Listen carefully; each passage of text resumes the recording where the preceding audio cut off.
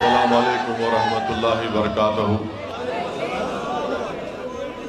मोअज़्ज़िज़ हाज़रीन इकराम, बुज़ुर्गान मिल्लत,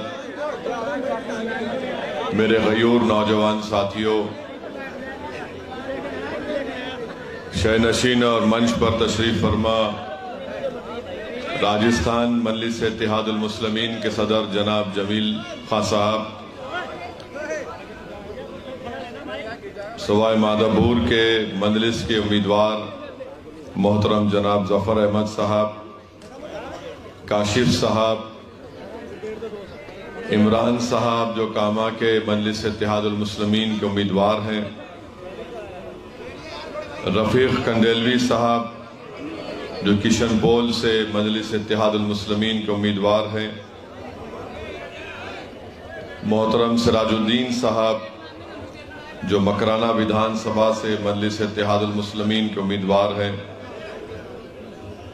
आबिद गेसावत साहब, नासिर कुरैशी साहब, अब्दुल माजिद साहब, बाबू भाई साहब, डॉक्टर जाफर अख्तर साहब,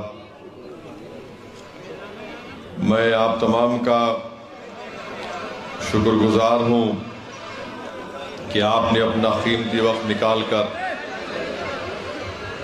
आज के इस इंतखाबी जलसे में आप शिरकत किए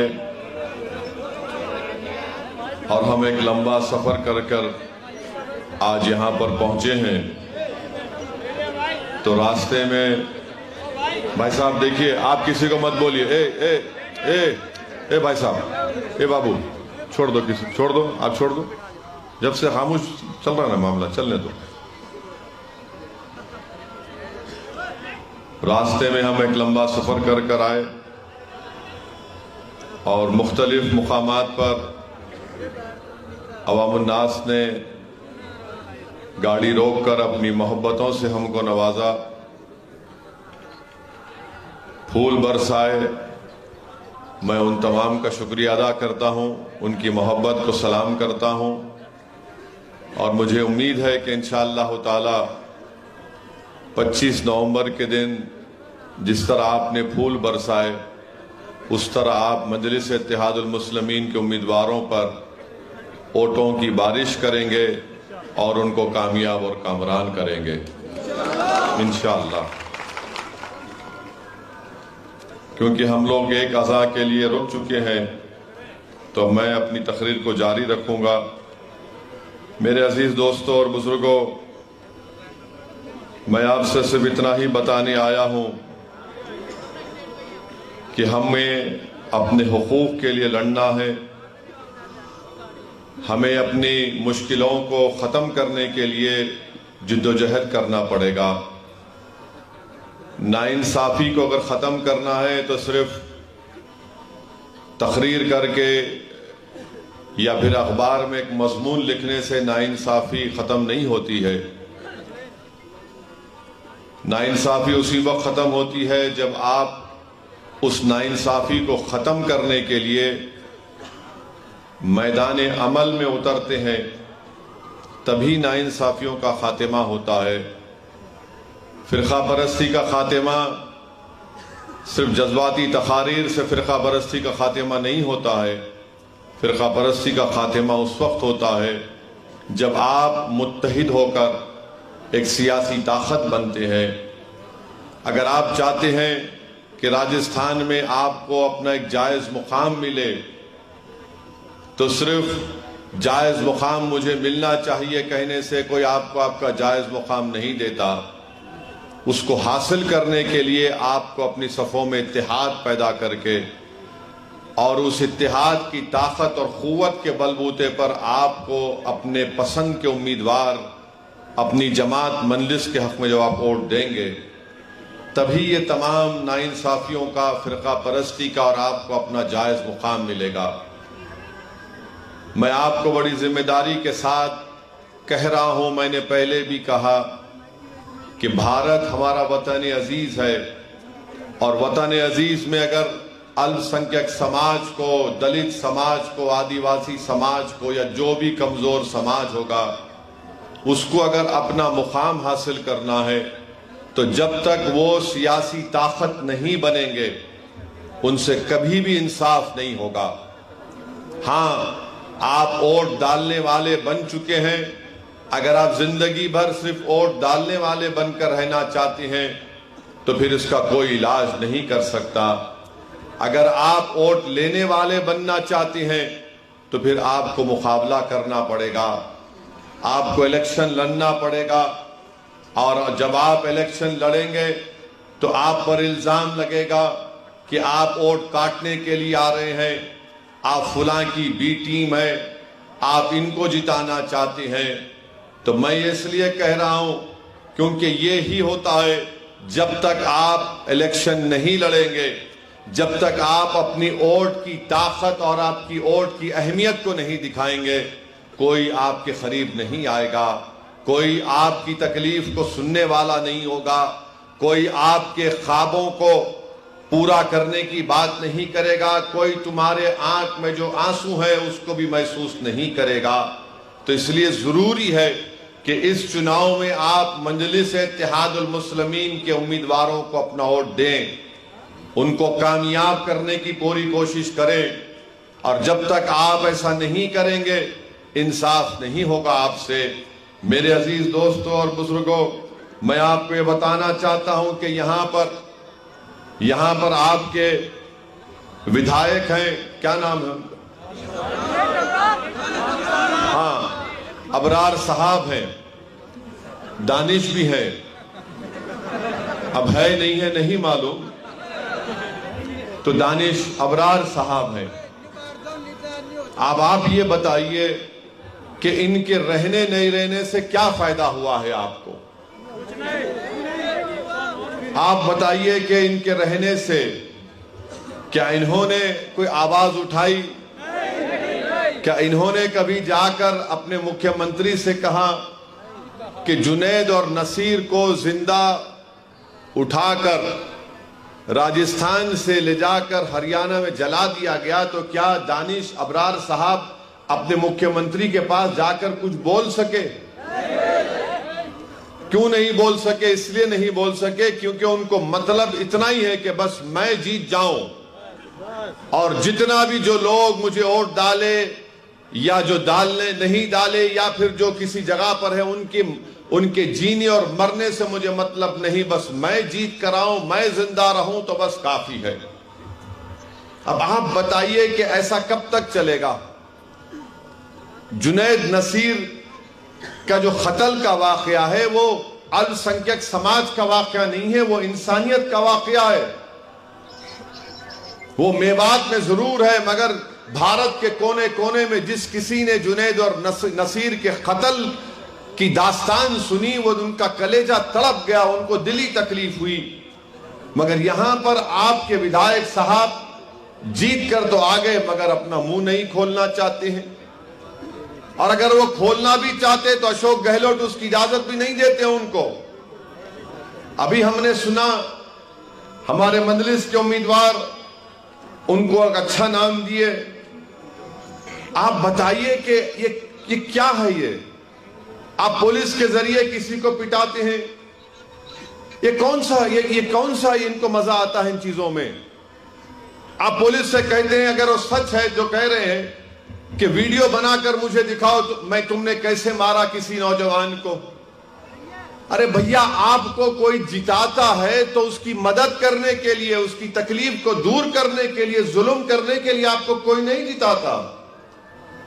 अगर आप ताकत में इतना डूब जाएंगे, गुरूर में इतना डूब जाएंगे, तो फिर आपका तो सियासी खात्मा यकीनी होगा। मैं इसलिए कह रहा हूं, मैं इसलिए कह रहा हूं कि फिरौन को भी अपनी ताकत पर बड़ा गुरूर था, नमरूद को भी था अपनी ताकत पर बड़ा गुरूर, यजीद को भी था अपनी ताकत पर बड़ा गुरूर, बड़े बड़े बादशाहों को बड़ा गुरूर था कि अब मेरा महल, मेरा हवेली कभी वीरान नहीं होगी। मगर तारीख ने देख लिया कि उन बड़े बड़े बादशाहों के महल आज वीरान पड़े हुए हैं। इनकी हवेलियों में आज कोई इंसान नहीं जाता, कबूतर बैठते हैं वहां पर घोंसला बनाकर। तुमको कौन सा गुरूर ये? अरे भाई 4 दिन की दुनिया है, आए हैं, इसी मट्ठी में चले जाएंगे। मगर तुम क्या करके जा रहे हो? अफसोस की बात है कि ये जुल्म करते हैं आपके, मारो उनको और वीडियो दिखाओ। अरे भाई इख्तिदार जब फिरौन के पास नहीं रहा, नमरूद के पास नहीं रहा, अलेक्जेंडर के पास नहीं रहा, मुगलों के पास नहीं रहा, किसके पास रहेगा इख्तिदार? किसी के पास नहीं रहेगा। मगर ये लोग इतना गुरूर में आ गए कि बस विधायक बन गए। अरे दुनिया में विधायक बनना कोई बड़ी बात नहीं है, इंसान बनना बहुत बड़ी बात है। अफसोस होता है कि इस तरह की बातें जब सुना मैं बैठकर यहां पर, मगर हमको और आपको सवाल करना है, गलती तो आपकी है ना, गलती आपकी है। मैं खुल के कह रहा हूं आपसे, बुरा मत मानिए। आपने ऐसे आदमी को वोट क्यों दिया? आपने समझा कि शायद ये अच्छा मर, आपने ऐसे आदमी को वोट दिया जो मुंह ही नहीं खोलता, कुछ काम करने के लायक नहीं है। और फिर कांग्रेस के जो मुस्लिम नेता हैं वो कहते हैं कि अगर मजलिस 1-2 सीट जीत जाएगी तो क्या होगा। मैं उनको बताना चाह रहा हूं कि 1-2 अगर हम जीत जाएंगे तो चाहे बीजेपी हो, वसुंधरा राजे हो, अमित शाह हो, मोदी, अशोक गहलोत हो, हम इनकी रातों की नींद हराम कर देंगे, याद रखो। तुम 1-2 की बात कर रहे हो। भारत की पार्लियामेंट में खाली 2 मजलिस के लोकसभा के मेंबर हैं और 2 खड़े हो जाते तो बीजेपी के 300 पर भारी हो जाते हैं लोग। तो ये कांग्रेस के नेताओं से हम कहना चाह रहे हैं, तुम 1-2 की बात मत करो। जंगल में एक ही शेर रहता है जो सब पे हावी हो जाता है। 1-2 से क्या होगा? अरे भाई 1-2 क्यों फिक्र कर रहे आप? अब तो हम शुरुआत कर रहे हैं, बहुत जाएंगे राजस्थान की विधानसभा में इंशाअल्लाह ताला। हवा महल से जमील जाएगा, कामा से इमरान जाएगा इंशाअल्लाह विधायक बन के। यहां से हमारे जफर अहमद साहब को आप बनाकर भी जाएंगे। मकराना से हमारे कुरैशी साहब हैं, किशनपोल से हमारे रफीक साहब हैं, सब जीतेंगे। तो इनको हम अब इनके ख्वाब से बेदार करना है लोगों को। ये बड़ी गफलत की नींद में सो रहे थे कि अब कोई नहीं आएगा। अरे भाई अब आ चुके हैं, अब तुमको बेदार नहीं, तुमको बेदार नहीं करेंगे, तुमको अपने ख्वाब गफलत से नहीं उठाएंगे, बल्कि तुमको हराएंगे इंशाअल्लाह ताला। तुमको भी हराएंगे, मोदी को भी हराएंगे, क्योंकि कोई फर्क नहीं है इन दोनों में। कांग्रेस और बीजेपी में कोई फर्क नहीं है। मेरी इस बात को जहन नशीन कर लीजिए आप। यकीनन बहुत से लोग जो मेरी बात को सुनेंगे वो बोलेंगे क्या कहता है आदमी, ये कैसा फर्क नहीं है कांग्रेस और बीजेपी में। मैं आपको बताता हूं सिर्फ एक ही बात मेरी सुन लीजिए। मध्य प्रदेश में चुनाव हो रहा है और मध्य प्रदेश के चुनाव में वहां के साबिका वजीर आला मुख्यमंत्री कमलनाथ ने कह दिया कि बाबरी मस्जिद को तोड़ने का काम राजीव गांधी ने शुरू किया था। आप उठाकर देख लीजिए, मैं झूठ नहीं कह रहा हूं। और ने कहा कि राजीव गांधी ने ताले खुलाए थे और उसके बाद बाबरी मस्जिद के खत्म होने का काम शुरू हो गया। अब आप बताइए कि आप जो बोलते लोग मुझे कि तुम इतना क्यों बोलते कांग्रेस के ऊपर, मैं उनको बार बार कहता हूं कि तुम पढ़ते नहीं हो। तुम अगर पढ़ना शुरू करोगे, तुम सोचना शुरू करोगे तो तुमको मालूम हो जाएगा ये कुछ फर्क नहीं है इनमें, इन दोनों में कोई फर्क नहीं है।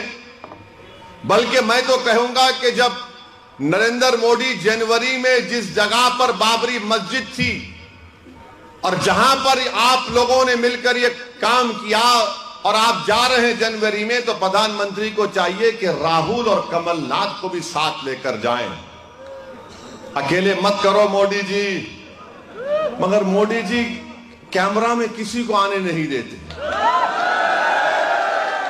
कोई नहीं आना, बस कैमरा उन्हीं पर, लाइट उन्हीं पर, सब चीज उन्हीं पर।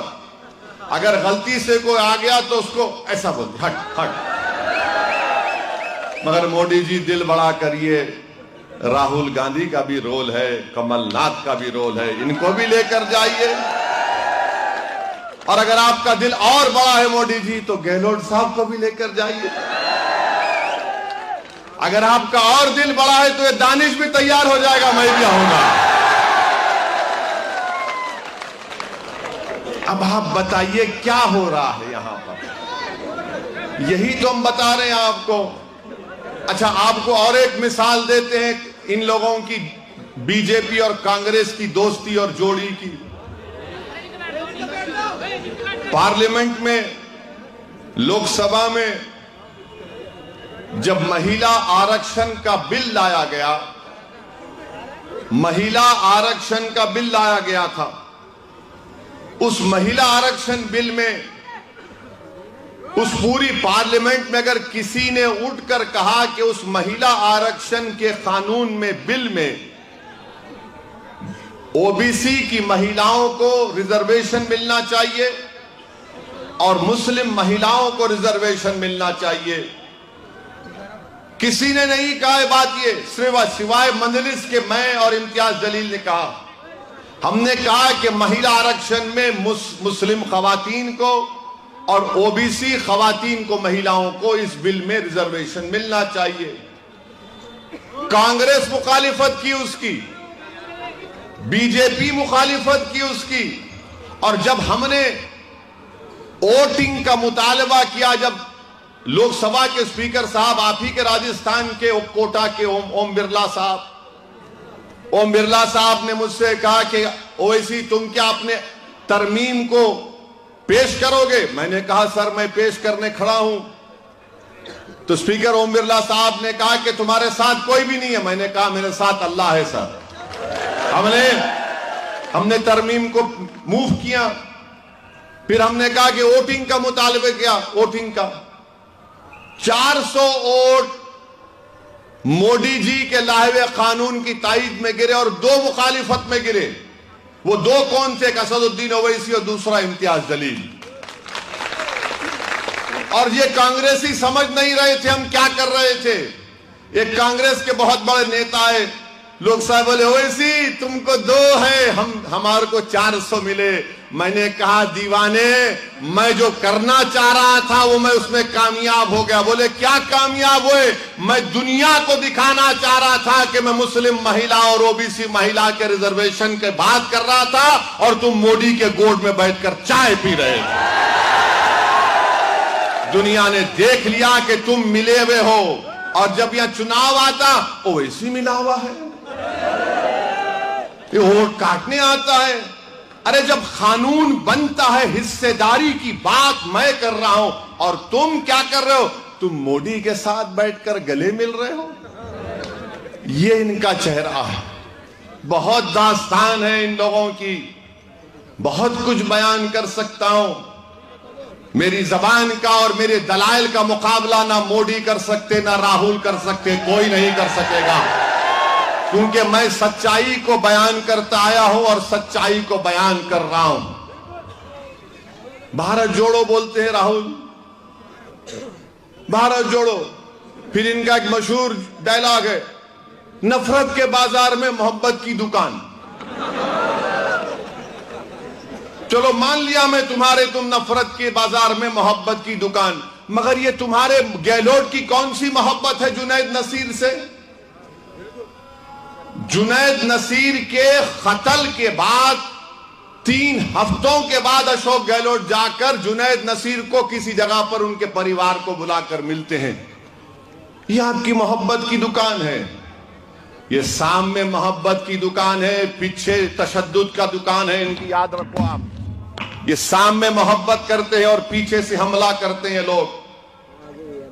कितने पैसे दिए गए जुनैद नसीर को? बोलो दानिश। अगर तुम चाहो तो पुलिस को बोलो मुझे मारने के लिए, मैं रुक जाता हूं आज ही रात में। जुनैद नसीर के परिवार को 15 लाख का वादा किया गया था। इमरान साहब अब तक 5 लाख मिले, खाली 5-5 लाख मिले। ये क्या फायदा, ये जीत के आते 9-9 एमएलए, ये तो बादशाह अकबर के 9 रतन से बेकार लोग हैं ये। 5 लाख मिले जुनैद नसीर के परिवार को। जब मैं जुनैद नसीर के घर को गया, नसीर के घर गए थे हम लोग, हाँ नहीं, जिस घर में गए थे नासिर के घर में गए थे, तो मालूम हुआ कि नासिर के 6 बच्चे हैं और उसका बड़ा भाई जो दिमागी तवाजुन ठीक नहीं है, उसके 7 बच्चों की भी किफालत परवरिश नसीर के ऊपर थी। आप कौन सी मोहब्बत की दुकान की बात करते हैं भाई? कहां आपका तो मुख्यमंत्री आपका था। एक कन्हैया लाल का कत्ल हुआ जिसका मैं कंडेम करता हूं। कन्हैया लाल को मारने वाले आतंकवादी हैं, दहशतगर्द हैं। जब आपने कन्हैया लाल के आतंकवादियों ने जब उसको मारा तो अशोक गहलोत ने 50 लाख दिए। जुनैद नसीर को भी जिसने मारा वो भी आतंकवादी है, वो भी आतंकवादी है, कोई फर्क नहीं है, दोनों आतंकवादी हैं, मगर मरने वाला जुनैद नसीर है। तो 5 लाख सिर्फ, और मुझे इल्जाम लगाते कि असदुद्दीन ओवैसी भड़काऊ भाषण देता है। कहां का भड़काऊ? मैं तो तुम्हारी हरकतों को जनता के सामने जब बयान करता हूं, जब मैं कानून के दायरे में रहकर तुम्हारे कपड़े उतारता हूं, तो तुमको दिखता है कि भाई ये हमको नंगा कर रहा है।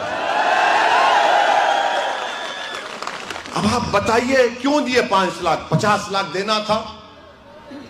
कौन रोका तुमको अशोक गहलोत 50 लाख देने से? मेरे अजीज दोस्तों और बुजुर्गों, इसीलिए हम कह रहे हैं कि ये जो कांग्रेस डरती है ना, 1-2 जीत जाएंगे तो क्या करेंगे। आपको मालूम राजस्थान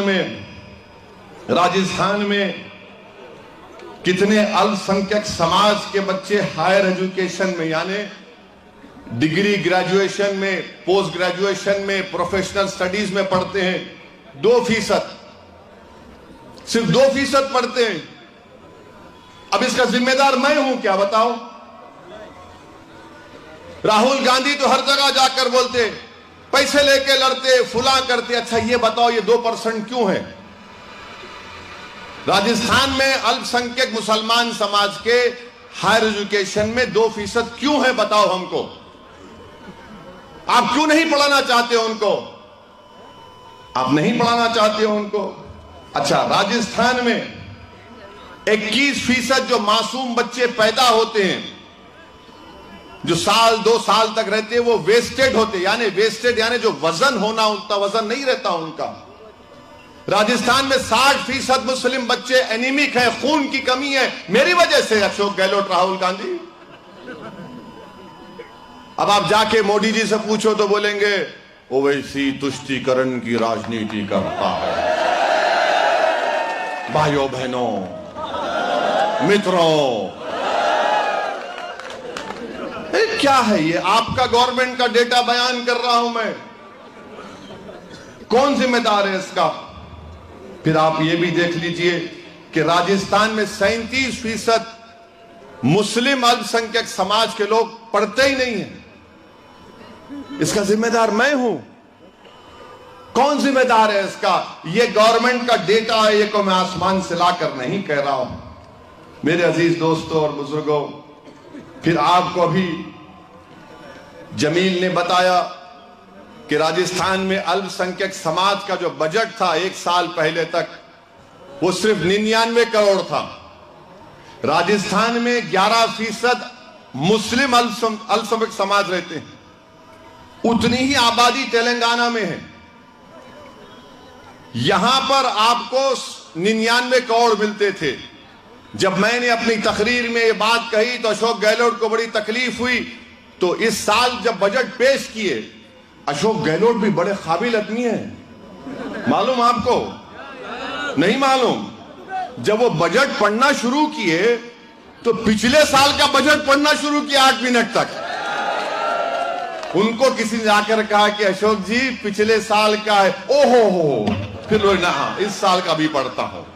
खैर चलिए, उन्होंने पढ़ना शुरू किया तो कहा कि मैं 99 करोड़ से 250 करोड़ करता हूं। मेरे भाई, मेरे बुजुर्गों, मेरी इज्जतदार मां और बहनों, तेलंगाना में अक़लियतों का बजट, सिर्फ मुस्लिम अल्पसंख्यक समाज का नहीं, माइनॉरिटीज का बजट 2200 करोड़ रुपए है। हमारे 7 विधायक हैं, 7 एमएलए हैं, कोई मंत्री नहीं है, ना हम कभी मंत्री बनेंगे। हमारा मकसद क्या है कि एमएलए बनकर खाली फूल का हार पहनना या फिर किसी को तंग करना नहीं। हमारा मकसद यह है कि जिन लोगों ने धूप में खड़े होकर हमको वोट डाला, हमको दुआओं से कामयाब किया, जिन्होंने अपना खून पसीना बहाकर हमको कामयाब किया, जिन्होंने रातों में जाग जाग कर अल्लाह की बारगाह में रो रो कर दुआ करी कि अल्लाह इनको कामयाब कर दे, हम नहीं चाहते कि उन तमाम लोगों के भरोसे को शर्मिंदा होने दे।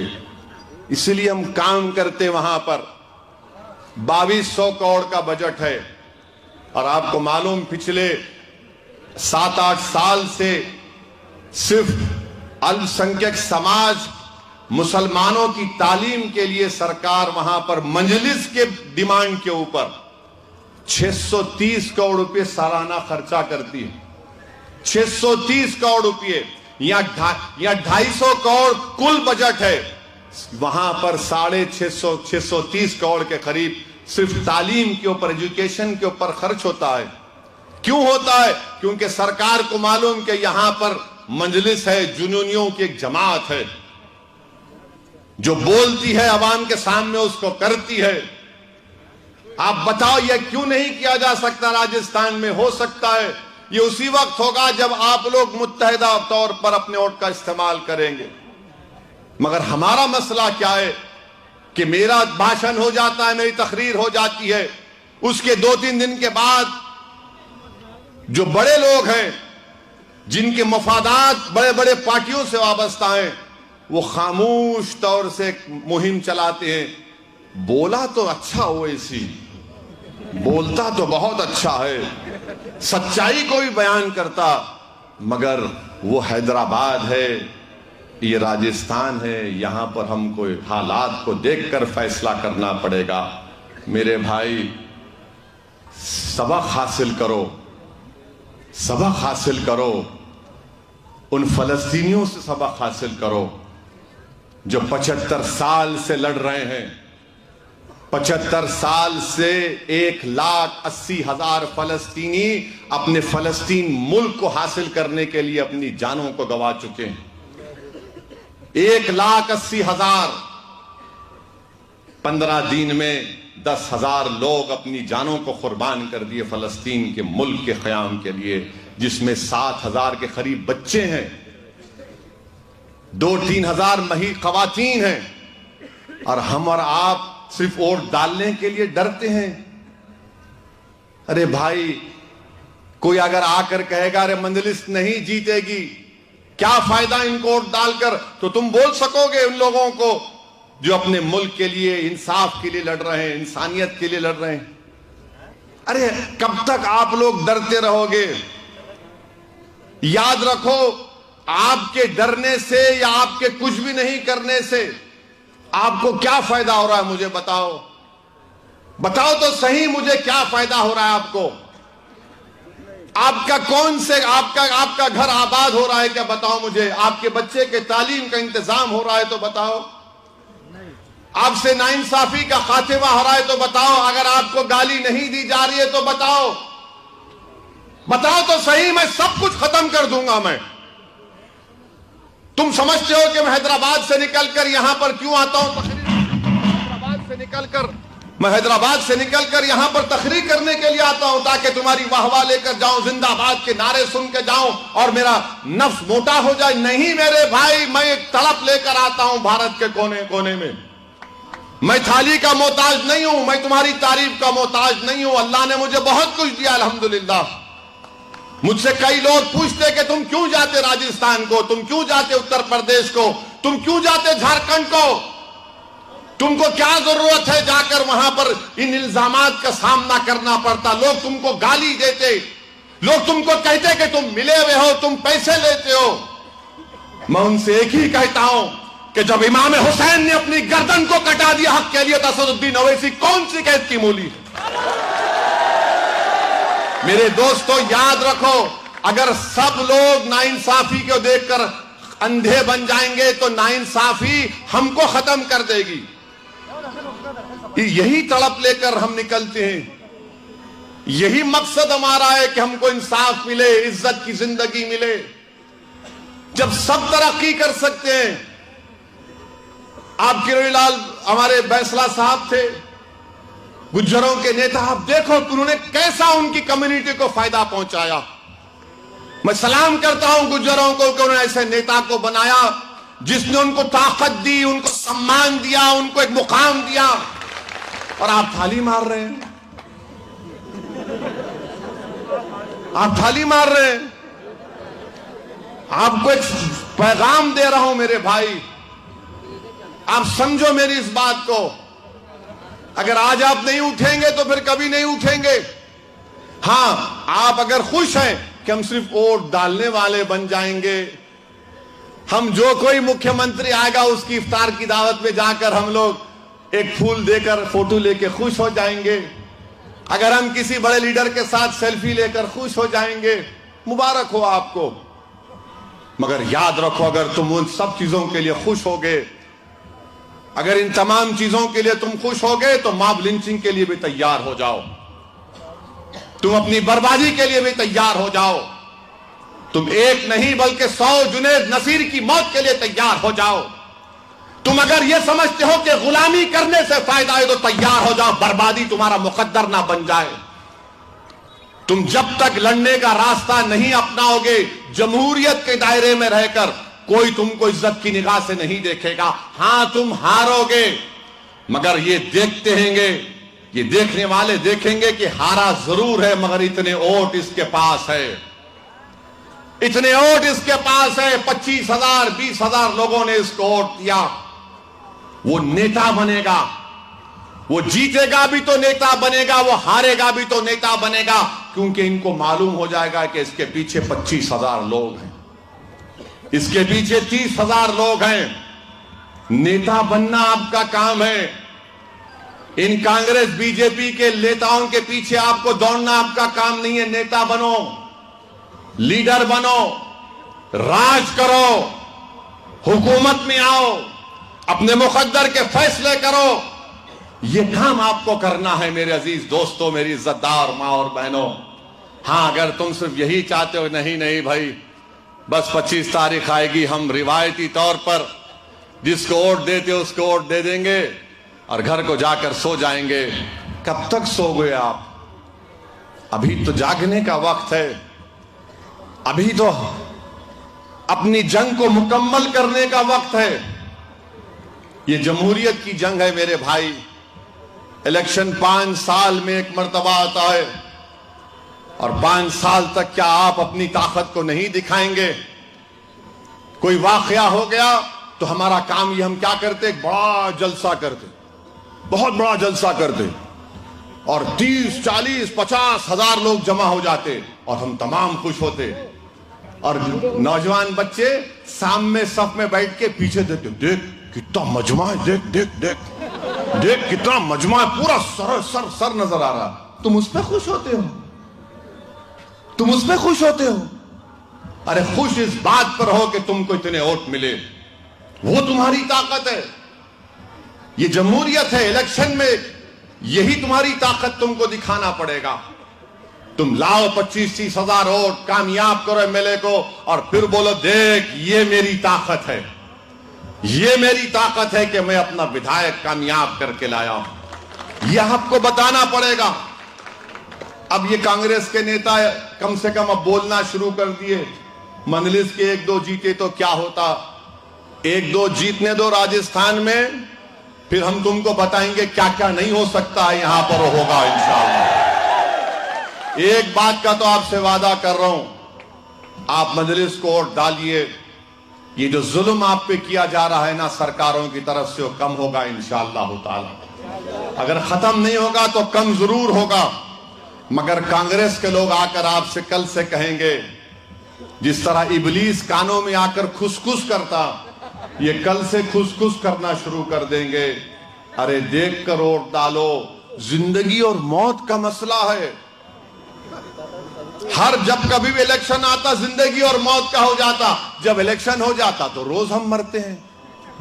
जब वो बोलने वाले नजर नहीं आते तो इसलिए इलेक्शन है। 5 साल के बाद दोबारा चुनाव आएंगे। यकीनन मैं आपसे खुलकर कह रहा हूं कि राजस्थान में बीजेपी की सरकार नहीं बननी चाहिए, इंशाअल्लाह ताला नहीं बननी चाहिए बीजेपी की सरकार।